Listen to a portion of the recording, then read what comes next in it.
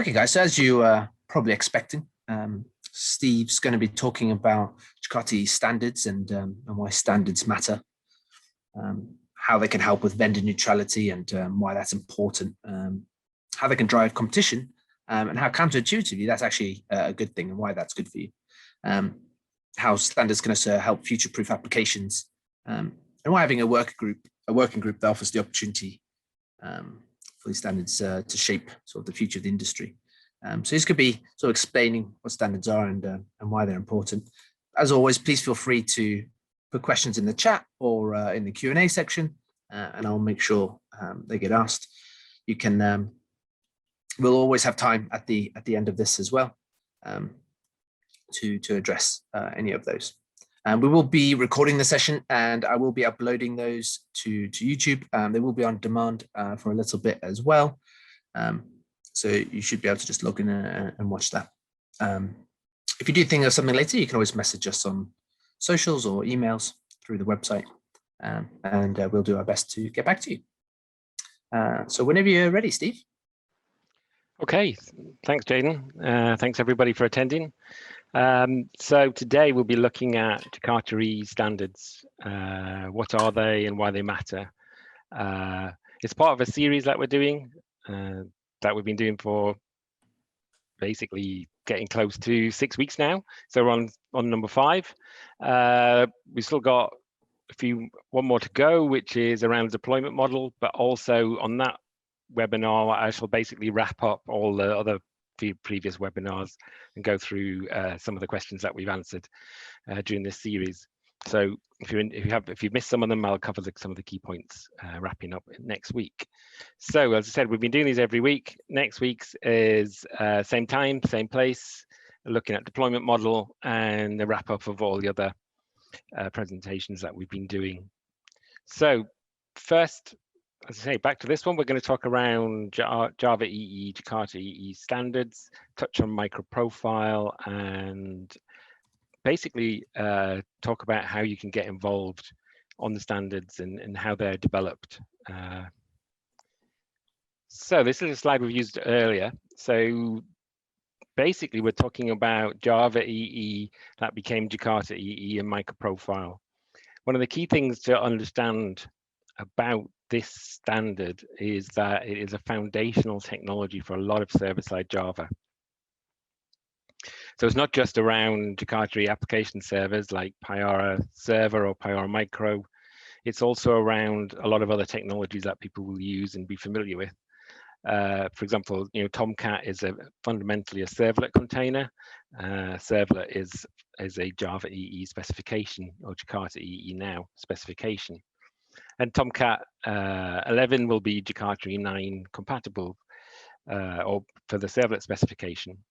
And then some of the microservices frameworks, or like Drop Wizard or Micronaut or Quarkus, all of them use to some extent, sort of more or less, Jakarta EE specifications. For example, Drop Wizard is based heavily on Jersey, which is an implementation of the Jakarta REST API. Micronaut uses injection, so dependency injection, and those APIs are actually part of Jakarta EE. And Quarkus is obviously Red Hat's microservices focused thing, and that leaves quite a few, again, Jakarta EE specifications. And similarly, Spring uses a very large number of Jakarta EE specifications, even though it's obviously not a Jakarta EE application server or application framework in totality, but it uses things like Hibernate, which is a JPA implementation often within your applications, and it can integrate with a lot of Jakarta EE specs. So when we're talking about Jakarta EE, we're not just talking about application servers. So in this sort of presentation, we're going to basically talk about how these individual specifications get developed, and why standards are a good thing, and why standards sort of help and provide innovation to these frameworks, as well as to things like Payara, which are full implementations of the Jakarta EE platform. And I'll talk a little bit about what is a platform and how and that compared to individual specifications. So if we look at Java EE, it has a very long history. So it goes right back to 1999. So we're talking 22 years with the release of J2EE 1.2. And this was a very basic servlet specification, and around that time, and things like JSP and some of the original sort of server-side processing frameworks. And you know, many of the things like Tomcat don't date back as far as that, but date back a long way along with Jakarta EE. And this has evolved obviously over the years, right up to the latest release, which was Jakarta EE in 9.1. Jakarta EE 9.1, which happened in May this year, and which our latest alpha version of Payara 6 supports and is compatible with Jakarta EE 9.1. And there's been a number of major changes through that history. So Java EE 5 in May 2006, which is again over 15 years ago now, was when Java EE adopted its modern name, but also its modern technique of development through annotations. Previous to that, it was like heavily XML based, and still remarkably gets criticized for things that happened before 2006. I actually saw a tweet yesterday calling out some design patterns which were from J2EE 1.3, trying to pin that onto modern Java EE. But Java EE 5 was a massive change and brought in EJB annotations, all the JPA, and basically the modern foundation for the framework as it is now. One of the other things you'll notice is the name change. So this happened in between 2017 and 2019. I won't go too much into what happened there, but essentially at that point in time, Java EE transitioned into the Eclipse Foundation. So before that, it had been managed by Sun and then Oracle after the Sun acquisition. But in the period between August 2017 and September 2019, the whole of the stewardship of the standards and the APIs, etc., moved over to the Eclipse Foundation. And there's been a number of releases at the Eclipse Foundation now. And the other thing that occurred in this period of time, basically between Jakarta EE 8 and Jakarta EE 9, is the namespace change from JAVX, which was owned and trademarked and copyrighted by Oracle, to Jakarta, which is independently owned by the Eclipse Foundation. So these sort of releases, I'll just explain the rationale just between these different releases. So Java EE 8 is obviously done via Oracle stewardship through the JCP, the Java Community Process. And that was released in August 2017. The first release out of the Eclipse Foundation was Jakarta EE 8, and this was exactly the same from an API perspective as Java EE 8, but it was released under completely different stewardship, governance, license, and well, I'll talk a little bit about that later in the presentation. So that was marked an important transition. It meant that you could take a Java EE 8 application that was licensed under the previous mechanism of the JCP to a Jakarta EE 8 application, which was licensed using APIs that were licensed under open source license, an open source artifacts under Jakarta EE 8 and the Eclipse Foundation.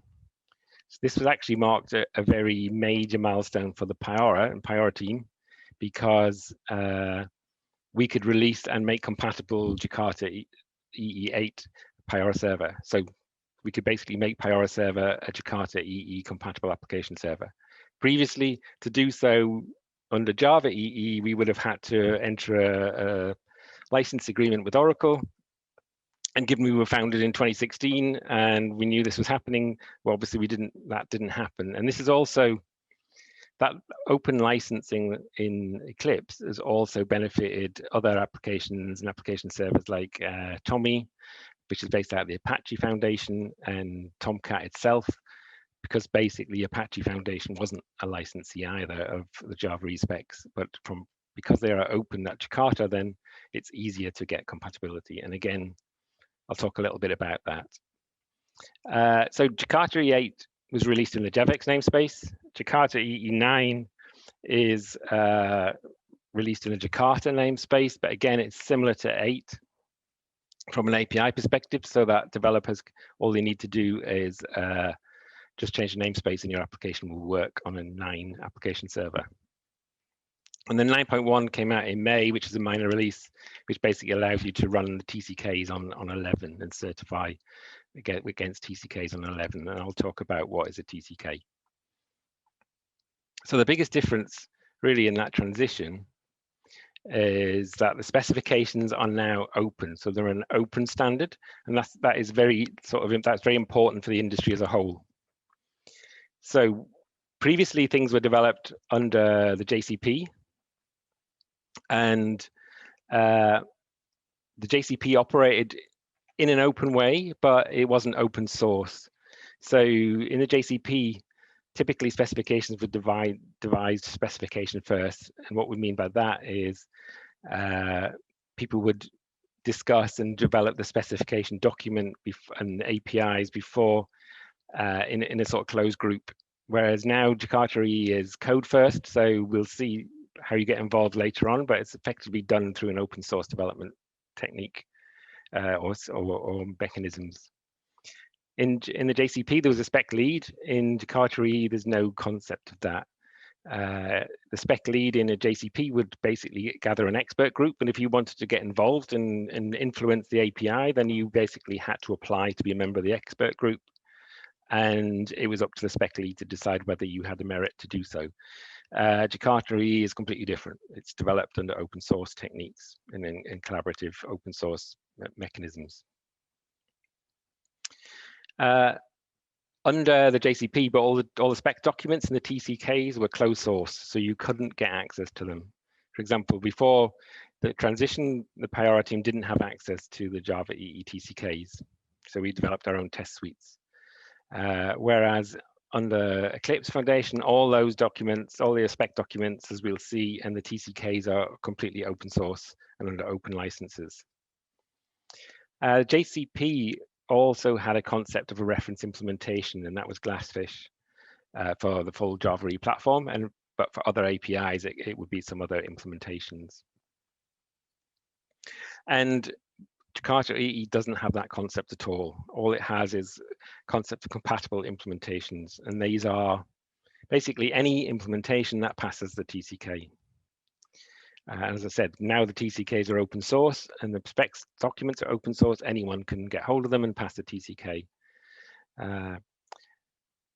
Finally, we look at, in the JCP, basically Oracle controlled the certification process. Whereas in Jakarta EE, anybody can certify. It's self-certification. There are some requirements, but they're not closed or anything like that. And I'll basically cover what the requirements are. So the goal of this transition was basically to move everything into an open source, both from a license, from a patent license, from a testing, from a document, from a spec document, and from a code, and basically take the Eclipse Foundation's best practice collaborative open source models and apply them to specification creation. So what we're talking about in this presentation is basically these two standards. So these are microprofile, which again is a working group within the Eclipse Foundation, and I'll mention what a working group is in the next slide. And Jakarta EE. As you can see, there's a huge range of specifications and APIs that are covered by these two working groups. Both of them have a common foundation, which is CDI or Jakarta Dependency Injection, RESTful Web Services, JSON processing, JSON binding annotations. I won't obviously read them all, but you can see on the Jakarta EE side, there's a lot of really fundamental server-side Java APIs here. So the servlet API, obviously been around a long time and is foundation for Tomcat. There are transaction APIs. Some of the APIs have actually been moved out of the JDK, so things like XML binding, that is now under control of the Jakarta EE. working group. Also, some of the Java Core APIs, even though they're not a spec, are also again within the Jakarta EE working group. So even things like Java Mail are there. So these fundamental things that have existed for, as I said, 20 plus years are now specifications on the Jakarta EE working group. On the microprofile side, these are basically developing extensions on top of Jakarta EE that are specifically for microservices type architectures. And these are a little bit more experimental than, say, Jakarta EE. Also, microprofile sort of basically carried Jakarta EE forward from an application server point of view. For a vendor like ourselves, like Payara, we implement the microprofile APIs. During that transition between sort of Java EE8, Jakarta EE8, Jakarta EE9, where there's no API changes happening on the blue side of this slide, there was a lot of changes happening in that orange side, which basically brings products like Payara Micro, Payara Server, up to speed and provides capabilities for microservices, which we've just talked about in other presentations. So I've mentioned quite a bit about working groups. So what is a working group? So there's two sides to the Eclipse Foundation. So in Jakarta EE, there's the working group. And what the working group is a group of companies that actually effectively funds the work on the specifications. So it's an industry consortium. And that controls the brand effectively. So it controls the brand, it establishes a part of the technical roadmap. It defines what is the rules around compatibility and saying you have a compatible product. So it defines the rules that Payara can say Payara server is Jakarta EE 9.1 compatible, and provides a logo for that. Ultimately, it will prove the specifications, and it provides funding to build a community. So it provides funding for people at Eclipse Foundation to work and just manage the whole process of Jakarta EE and getting it, and the outreach and the conferences and those sort of things. So this working group sort of controls that side, but the actual work itself is done in the open source. So that's done on the open source side of the fence, and I'll talk a little bit about that in the next slide, in a couple of slides. So we've talked about specifications. So what is a specification? So really, when you're creating a specification, you essentially have to come up with three things. There is a fourth, which is the compatible implementation, and I'll mention that as well. But these are the three fundamental things that the work that happens within the project on the Eclipse side, the Eclipse Foundation project, Spec project. You have to create an API jar, obviously. So you have to create your API, like the servlet API, or if we're creating one from scratch, like the MVC API or the NoSQL API. And you have to create that API jar. That basically defines the API that developers will use when using this specification. You have to create a spec document, and that basically gives you textual information about the specification, how it's supposed to be used, any other things that are not on the Java doc. Some of the specs have very long documents. Some of them have very short documents that are effectively just refer to the Java docs. But you also have to create a TCK. So a TCK is a technology compatibility kit. This basically defines the suite of tests that someone has to pass to say they are compatible with his API. And once they pass that TCK, they can say and claim to be a compatible implementation of that specification.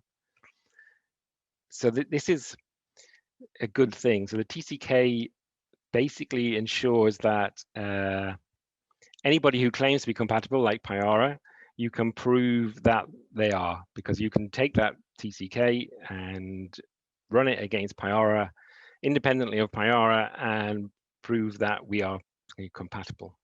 And let's say I got some more slides around that.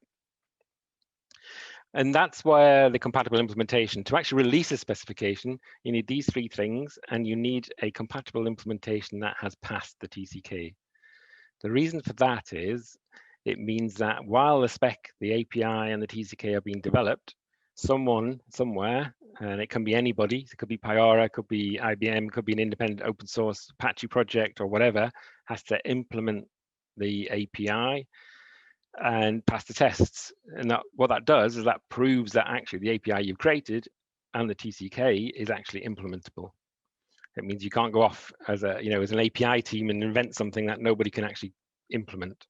And it also then provides a lot of feedback into the API to make sure it makes sense, the test suite coverage and all those things that you'll need to create something robust out of a specification process. And there can be any number of compatible implementations, as long as there is one that is released, that is available for download, freely available for download, so not some proprietary software, then, or some proprietary software that can't be downloaded, then you can release a spec. So once those 4 things are together, then the spec is released. And I'll talk a little about process. And that's the same for servlet or JPA or any of those things. They will have these 3 things, and they will have a compatible implementation. And when they are released, then those 4 things are brought together. A platform, so that would be example Jakarta EE full platform. So the all specs or the web profile. What that is really these 3 things again. So it'll have a platform TCK, not necessarily an API jar, but there might be a bill of materials POM, and a specs document that talks about how different APIs will work together. And to release a platform spec, you also need a compatible implementation. For example, Payara server or Glassfish server or something. That fully passes the TCK. So that's what basically makes up a specification. The process is of how this goes through is fully defined by the Eclipse Foundation, by the Eclipse Foundation spec process, which you can find online. Basically, anybody can go to the first step. The first step is you raise a proposal. Anybody can create a proposal for a potential specification of Jakarta EE. It doesn't require you to go to a single vendor. If you've got an idea that makes sense, then a proposal can be created. That goes for creation review at one of the working group committees, which is the spec committee. And then you go through the yellow pieces, which are effectively following the Eclipse development process, so an open source development process. You create a plan, you have a plan review, you do your development, you release milestones. If the development is going on, then you can do a progress review. And then when you want to create and release the spec, then you have to go through a full release review. And what that is doing is it checks that you have an API, you have a TCK, you have a spec document, and you have a compatible implementation.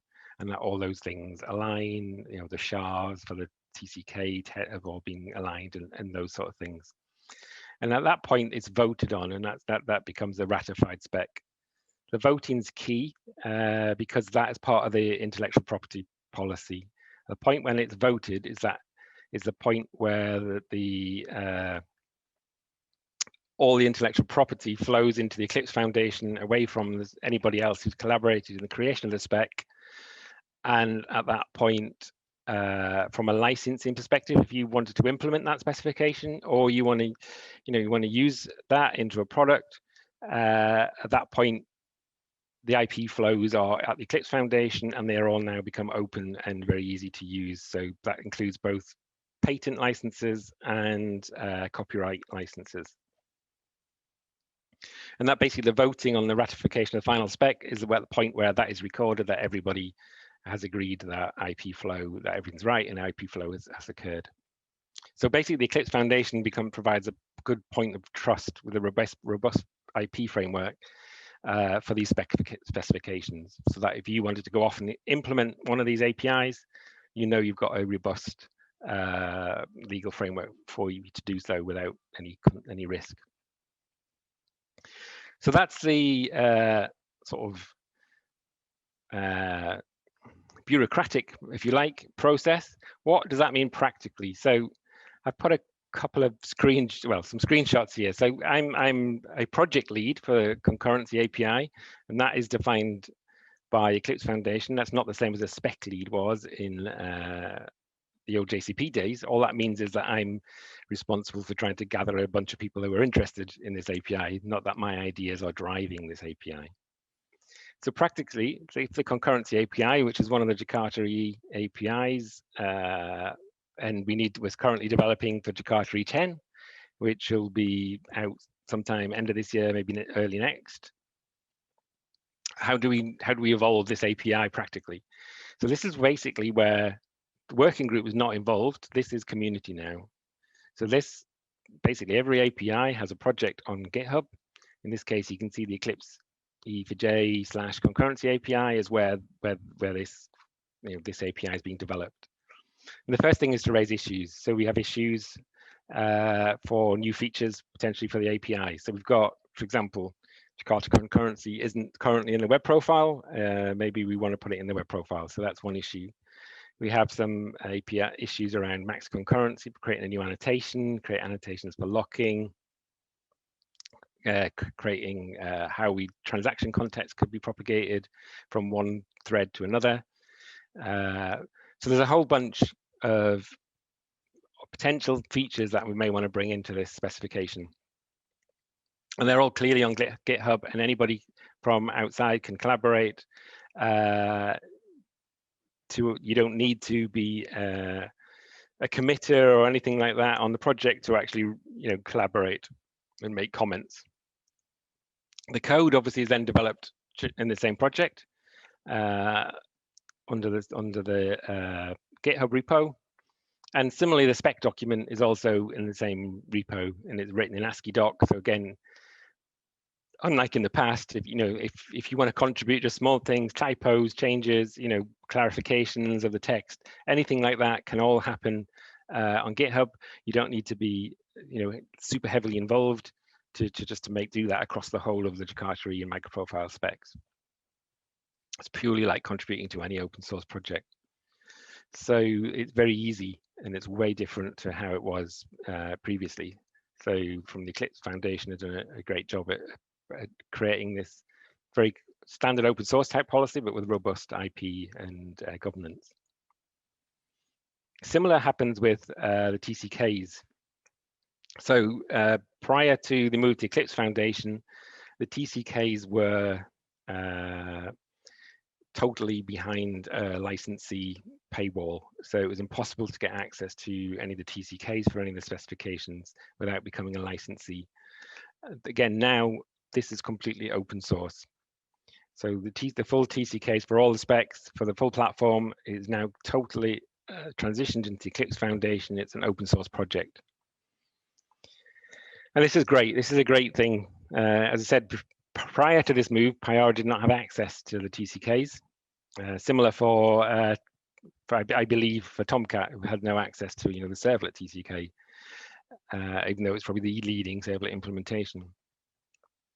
So now this gives us transparency. One of the things that happened before was obviously that people would complain that things or implementations weren't, the code couldn't move from one to another because of gray areas in the spec or the TCK.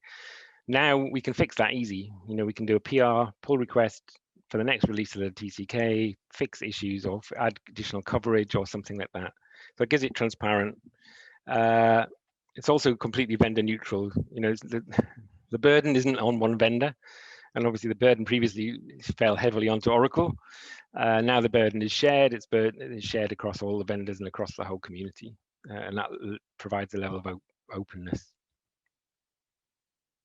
The TCK process is say very open, and to claim compatibility, someone like Payara, we have to also publish our TCK results. Again, this is part of the openness created by the Eclipse Foundation. As I mentioned, under the JCP, compatibility was managed by Oracle. Now compatibility is self-certification. So for an organization like Payara to prove we are, in this case on the slide, Jakarta EE 9.1 compatible implementation, then we have to basically publish on a public forum, publicly accessible, the whole of our TCK results. So in this case, we publish it in our documentation in the appendices, and you can see from that, basically the version of the TCK we ran, the actual SHA-256 fingerprint of the binary, so that we can check that it is the correct one that was released, and then a complete set of TCK results. And they're obviously not on the page, but there's like hundreds and hundreds of tests that will just state that we passed them all. And that's all you need to do as a vendor or an implementer of any of these specs. So is to basically get hold of the open source TCK, run it against your implementation, and then you can also have a compatible implementation. And you don't need to join Eclipse Foundation or anything to actually get a compatible implementation. You can just create your own project, download the TCK, run it, create a PR. So to actually claim compatibility, you create a PR on the Spec project, detailing these things, and then you will get a compatibility. And that's a complete change from what it was like before. And this basically opens the market up for further innovation. Further, there's the barrier to create an implementation of any of these specs is now effectively just the technical challenge of creating an implementation. Rather than before, there was commercial challenges and licensing challenges and patent challenges. Now they no longer exist. So again, the TCK itself this is a GitHub repo for the full Jakarta EE TCK. It's completely developed again now in open source. It's a big, complicated project, so it's not for the faint-hearted to get involved straight away. But it is, everybody would love people to get involved because it's a big job. But I say test coverage can be expanded, tests can be added, tests can be tweaked to make better compatibility. So all that now again is completely open, will done through GitHub issues and PRs and all the things that people are used to. There's a big move to split out a lot of this TCK into individual specs. Some individual specs have their own TCK, others are basically covered by this one, which is the full platform. But again, now it's completely open source. So that's what describes how things are developed and released at the Eclipse Foundation. So what are the advantages of doing this? So one of them is runtime choice. So the unique thing about Jakarta EE and MicroProfile is that there are many implementations of these. And these are just covering things that are the full implementation of their full platforms, if you like, or full profiles, depending on your point of view. There are other implementations, as you say, of individual specs, for example, Apache Tomcat for servlet, or even down to the level of implementations of, say, JSON processing. Recently, we had a new compatible implementation of just the JSON processing API. So if you're into those sort of areas, you can create new compatible implementations. So this is showing different runtimes and what they implement. What you can see is actually there's a lot of implementations of Jakarta EE. There are a lot of implementations of MicroProfile. There are also a lot of there's 6 implementations that implement both. So Payara is obviously one of those. We ship MicroProfile and Jakarta EE in both server and in Payara Micro. And again, we couldn't have done that previously, before we moved to the Eclipse Foundation. The other advantage of this, those open standards, over and above runtime choice, so is essentially vendor neutrality. So Jakarta EE has a lot of people on the working group, and as I say, the working group tends to manage the process, not actually doing the APIs. And so never mind, there are additional independent contributors that are contributing to APIs. These are the organizations that effectively are involved in managing the process of creating APIs and things. So as you can see, there's a lot of organizations involved. It's a big industry initiative, and we now have complete vendor neutrality because it's at the Eclipse Foundation. And obviously the Eclipse Foundation is a open source, not-for-profit. It means that if anybody wanted to drop out of this process, it doesn't mean to say that any of these specifications need to stall or stop or disappear. You're not at the whim of a single vendor. It's all controlled and governance from the Eclipse Foundation. There's different levels, but that basically just affects how much people pay or what scale they pay at. And again, most of the money goes towards the Eclipse Foundation managing the process, and a lot of the marketing and branding and events like Jakarta EE and those things. So it's a very broad sweep of the industry. It's a very broad sweep geographically. I mean, and it's very broad in the size of organizations. Obviously, Payara is quite a small organization, and we can sit alongside big organizations like Red Hat or IBM, which again is fantastic for a small organization like ourselves. Another advantage really is longevity. So the specifications build in backwards compatibility. As you can see, Java EE has been, J2EE has been going for a long time, and this will be able to continue in the future. As I said, companies will come and go.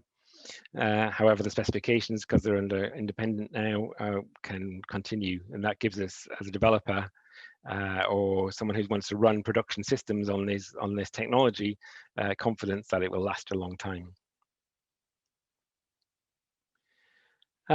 Some of the other advantages, basically, I say now it's open source and open governance through the Eclipse. If you want to be an implementer of any of these APIs, you now through the Eclipse Foundation, you can get simple licensing and patent protection. So you can quite happily go away and implement from scratch, as in a clean room implementation of any one of these APIs and be fully protected, both license, copyright, and patents. So if you want to go off and create a new servlet implementation, then you are perfectly able to do so without any risk. So that's great. And again, there are some being developed that I'm aware of that are trying to clean room implement servlet and things like that from scratch again, which is brilliant. This is exactly what we wanted, and it's exactly the point of standards. Like I said, we now have independent stewardship through the Eclipse Foundation. The standard is, as I said, foundational across enterprise Java, so you can have confidence that these will be around a long time. And now we can have many, many independent implementations. So, and the field is open now for way more. I haven't got a slide on this, but if you compare the number of Jakarta EE 8 compatible implementations compared to the number of Java EE 8 compatible implementations, which are effectively binary the same thing, there are a lot more Jakarta EE 8 compatible implementations because of this open governance and open structure. Okay, so that's about the standards. Basically now, just to wrap up, I've stolen some of the Eclipse Foundation slides, basically about how you can help. As I said, this is now a completely open process. And because everything now is done through the Eclipse Foundation, is open source, you can get involved if you want to. It's actually great for your career to get involved in these sort of things. You can get involved in very simple ways through like bug reporting or things that you'd like to change in the spec or in the API or tweaks in the API. They're all welcome.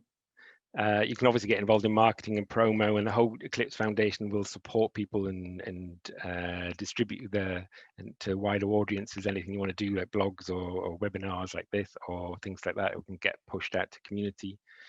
We are all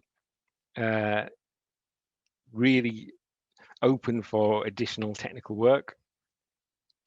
So this is one of the things I think has changed massively. We've moved to Eclipse Foundation. I know I am project lead, if you like, project lead under the Eclipse Foundation terms, which means I need to create collaborative communities that develop on these specs. And technical work is absolutely welcome. I know some people out there often think that this is they often get quite scared about getting involved, thinking that people are geniuses that work on these things. I can tell you I'm not a genius, and I am not. I am absolutely open for ideas on how to implement APIs, how to change them, and how to make them work. And the more eyes that we get on them, the better they will be. And that is both technical work on defining the API itself, or actually working on specifications, or sorry, implementations to see if the API actually is implementable. And then there's loads of collateral work. You can get involved in anything, you know, mailing lists, all, you know, building materials, or you know, learning material, examples, things like that. That's all very welcome. So the way you get involved, there's obviously every project has a mailing list. You basically go to Eclipse Foundation, search for the project like Jakarta concurrency. They will be listed on there. Again, I haven't got a slide, but it's listed on their project mailing list. You can just sign up, and then you know, you can contribute that way. There's loads of events, and if you want to run an event, or you want to run, you know, something around a specific API, then you can go onto the website and submit to run an event, and they'll promote it. Or if you want an event for your user group or something, for example, I'm doing one for a Turkish user group in August around concurrency, then you just ask and people will be welcome to do that, happy to do that.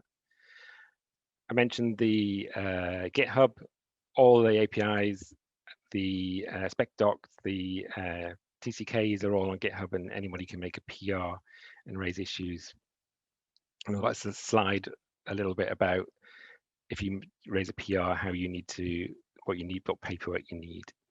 There's a Slack workspace that you can write blog posts. There are meetups and things. So again, we are absolutely open for collaboration with the community. If you want to actually, you know, commit code, you don't need to be a committer on the project. First thing you need, if you want to actually have a PR merge, then you need to have a contributor agreement with Eclipse Foundation. All that is doing really is making sure that you're signing intellectual property rights to the Eclipse Foundation, because that's part of their governance to make sure the intellectual property is clean. But that's all you need to do to have PRs merged. If you want to actually heavily get involved in a project and want to be a committer, committers, to me, it's slightly confusing, because obviously you can have your commits merged if you're a contributor, but what a committer is actually someone who can do that merge. And to do that, you need to get voted onto a project, basically through your contributions. It's a meritocracy in like any open source project. To be a committer on Jakarta EE is no different to becoming a committer on any other Eclipse Foundation project. So you don't need to be a member of the working group or any of those things. You just need to have contributed to the project and be wanting to carry on contributing to that project. And as I say, the only difference, you don't need to be a committer to get code committed. You need to be a committer to be able to merge someone else's PR. And the Eclipse Foundation can guide the process for that. Essentially, you just have to fill in a committer agreement. So finally, as I say, to get involved, you can become an Eclipse Foundation member, fill in your contributor agreement. Before that, you can get involved just using GitHub IDs and raise comments, you know, on or issues or ideas.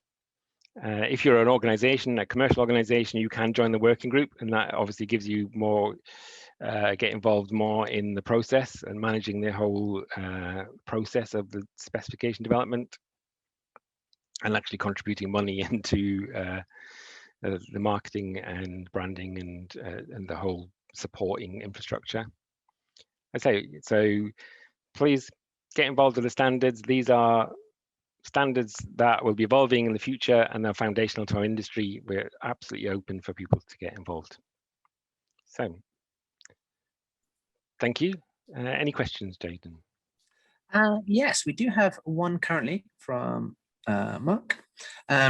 He says, it looks like Java EE specification process is robust and very controlled, brackets expert only.